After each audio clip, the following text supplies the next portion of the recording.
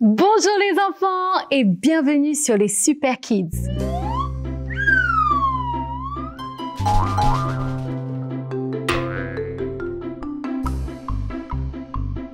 Les Super Kids est la chaîne où vous ne resterez jamais loin de Dieu.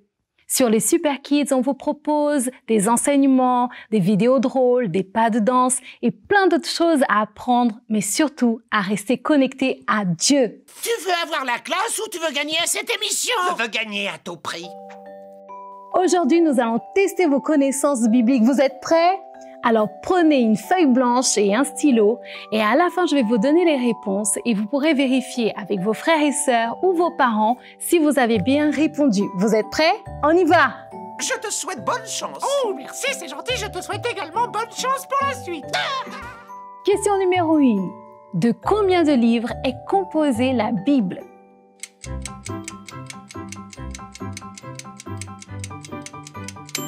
Question numéro 2. Combien de personnes ont écrit la Bible? 29, 40 ou 33?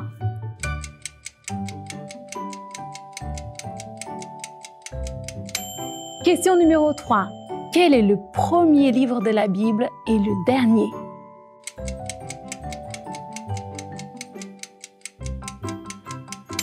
Question numéro 4. Combien de temps il a fallu pour écrire toute la Bible? 1000 ans, 1200 ans ou 1600 ans?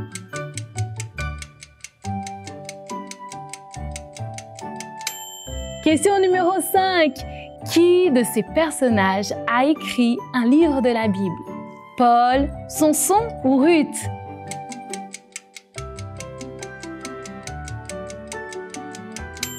Allez, encore quelques instants et stop! Oh, j'étais sûre que tu aurais la bonne réponse. Je savais que tu savais que j'aurais la bonne réponse. Alors les bonnes réponses sont: numéro 1. La Bible se compose de 66 livres.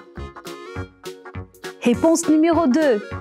40 personnes se sont succédées au fil de l'histoire pour écrire la Bible, inspirée bien sûr par Dieu. Numéro 3. Le premier livre de la Bible est la Genèse, où on retrouve l'histoire de la création, et le dernier livre est l'Apocalypse qui nous parle des derniers temps. Numéro 4. Il a fallu 1600 ans pour écrire ce livre merveilleux qu'est la Bible. Vous imaginez? Numéro 5. Comme vous l'avez appris dans l'épisode 3, Paul a écrit 14 livres du Nouveau Testament comme Corinthiens, Philippiens et plein d'autres. Bravo à tous ceux qui ont répondu. Justement, aujourd'hui, je vais vous parler de la Bible. La Bible est la parole de Dieu et la parole de Dieu est pleine de grâce, elle est puissante, elle est efficace. Et pour tous ceux qui la mettent en pratique, vous savez, on ne doit pas juste avoir la Bible à côté de nous, il faut savoir l'utiliser. Et je vais vous donner 4 points à mettre en pratique. Premièrement, la parole de Dieu doit être lue chaque jour. Et oui, mes amis, chaque matin, prenez un temps pour lire la parole de Dieu parce qu'elle nous transforme et elle nous change. Numéro 2, il faut croire à la parole de Dieu. La Bible dit, sans la foi, il est impossible d'être agréable à Dieu. Donc, il faut croire à ce que tu es en train de lire. Très important. Numéro 3, il faut parler la parole de Dieu. Combien d'entre vous, vous aimez le foot? Vous aimez parler de Ronaldo, de Messi parce que vous aimez. Et quand vous aimez la parole de Dieu, vous aimez parler à tout le monde. Et numéro 4, il faut agir. Nous sommes des enfants obéissants et nous voulons mettre en pratique tout ce que Dieu nous dit. Je veux vous dire une chose, la Bible est puissante et efficace pour tous ceux qui la mettent en pratique. Alors n'hésitez pas, Dieu vous a donné une arme puissante afin de combattre toutes les mauvaises pensées pour vous pouvoir vous guider chaque jour de votre vie. Alors prenez à cœur, aimez la parole de Dieu et vous allez voir que beaucoup de choses vont se passer dans votre vie. Là où vous êtes, vous allez fermer vos yeux parce qu'on va prier. Et on va prier pour que Dieu nous donne un amour pour lire la parole de Dieu, pour croire, pour agir et pour parler. Vous êtes prêts? Fermez vos yeux. Seigneur Jésus, s'il te plaît, mets ton amour à l'intérieur de moi pour la parole de Dieu. Je sais que ta parole est la vérité. Donne-moi l'amour de la vérité. Dans le nom de Jésus. Et tout le monde dit Amen. Ça y est les enfants, notre épisode touche à sa fin. Nous vous remercions de nous avoir suivis.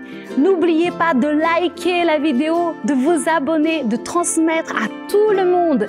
Si vous avez des questions, si vous voulez partager des choses que vous avez fait à la maison pendant le confinement, envoyez-nous sur lessuperkids@charisma.fr. Nous vous donnons rendez-vous la semaine prochaine pour de nouvelles aventures. Et s'il vous plaît, on va pas terminer comme ça. Je voulais célébrer tous ceux qui ont fêté leur anniversaire cette semaine.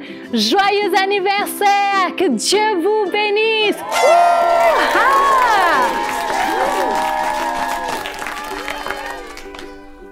Je vous fais de gros bisous.